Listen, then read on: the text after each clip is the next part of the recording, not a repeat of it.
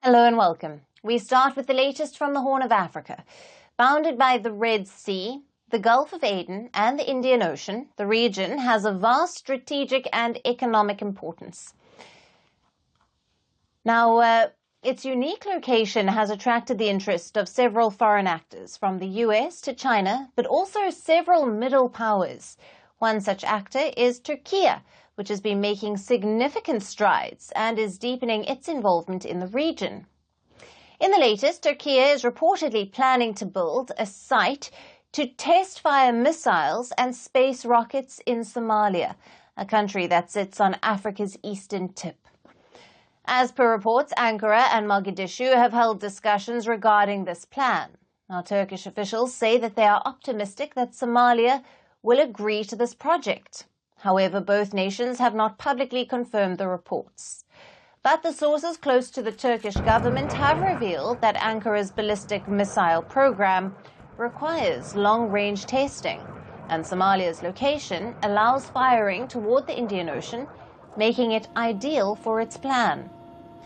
Turkey has been working on increasing the range of its domestically built Typhoon missiles from about 560 kilometers.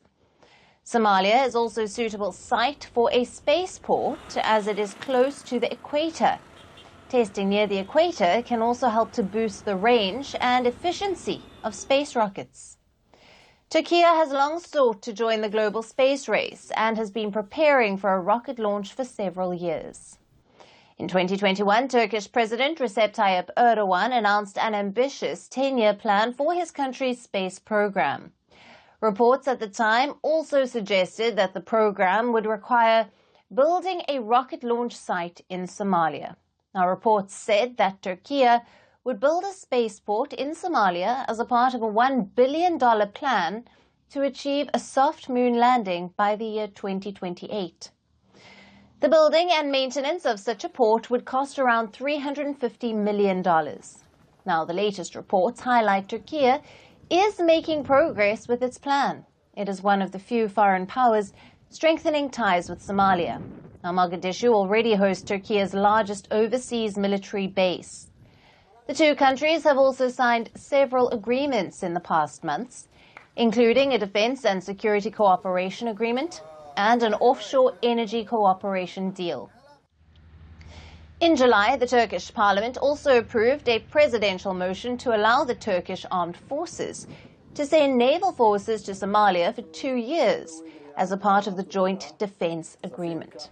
Ankara has also built schools, hospitals and infrastructure and provided scholarships for Somalis to study in Turkey. On the diplomatic front, Ankara is mediating a dispute between Somalia and Ethiopia.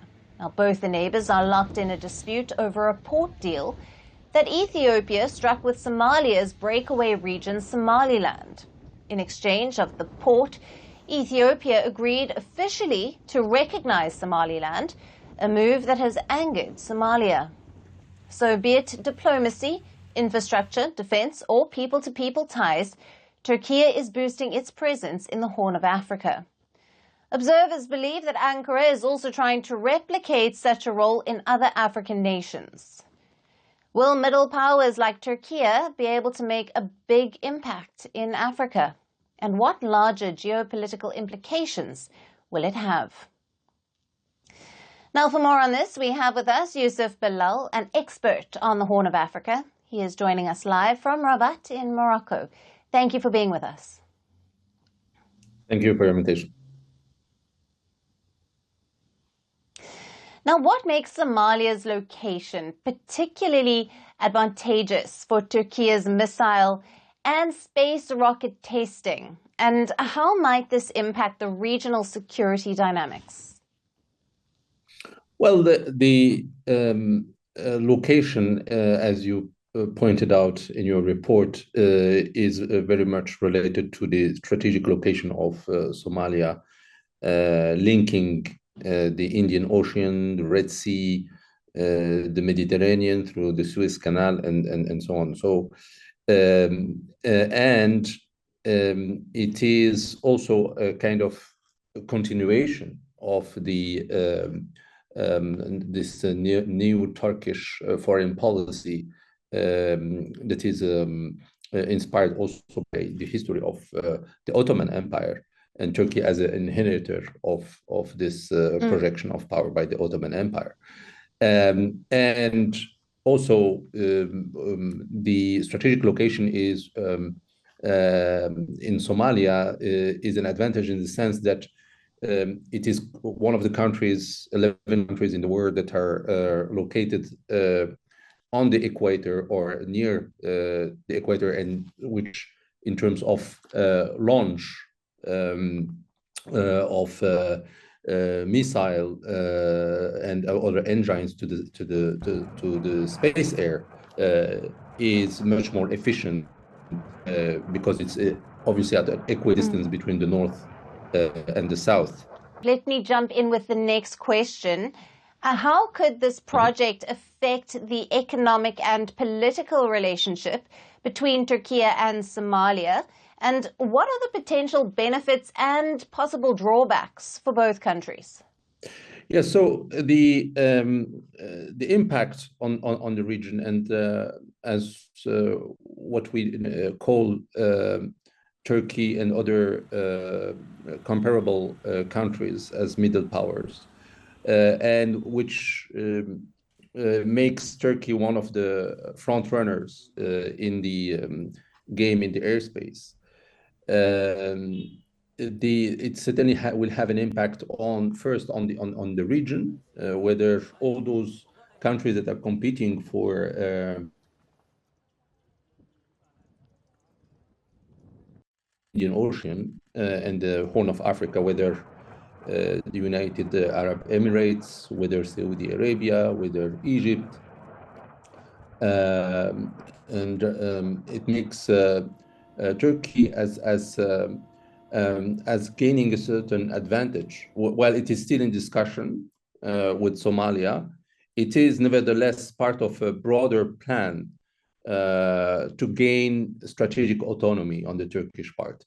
And we saw a few months ago that Turkey already built now the first Turkish fighter jet, and now is planning to build also one of the biggest aircraft carriers. So there is clearly a military use of it, and also a commercial use, because all those assets, including in the airspace and the military industry, Turkish military industry, the drones, we know the drones have been quite successful on the number of other countries. So Turkey will also be able to sell those services also and gain both a commercial and strategic advantage through this move, and which is part of a broader strategy of projection of power. Right. And Yusuf, what are the reactions that we can expect from other countries, especially those in the Horn of Africa and the broader international community, regarding Turkey's plans to establish this test site? Well, at the end of the day, it's a bilateral agreement that would be between Turkey and Somalia, and it is a sovereign decision on the federal Somali government. Now, Turkey has been de-escalating tensions with all the former rivals and the rift that we saw since the last 10 years or so, following the so-called Arab Spring in 2011, and we saw the last iteration of it was the Egyptian state visit to Turkey. And Turkey has been doing similar moves with Saudi Arabia, with UAE, which is a kind of a new iteration of this Turkish policy of zero problem with all the in the regional neighborhood and so on. So it has been actually preempting all kind of negative reaction, because precisely it needs the cooperation of all. And we saw it, for example, in this dispute between Ethiopia and Somalia, that Ankara, Turkey, was mediating precisely because it has both strategic assets in Ethiopia and Somalia in the whole region. So I would say it will not involve a direct reaction, hostile reaction, but it just shows that Turkey is being ahead of a number of competitors, and it makes its presence and its interest in stability in the Horn of Africa and the Red Sea and the Indian Yes, Ocean even more right. important for Turkey to be able to have this policy as a sustainable policy. And for Yes, Somalia, obviously, there is a right. major interest given all the Right, threats, the Yusuf. regional threats, and it secures this Turkish presence. Fantastic. Yusuf, thank you very much for being with us on Firstpost Africa, for your valued insights and analysis there. Welcome.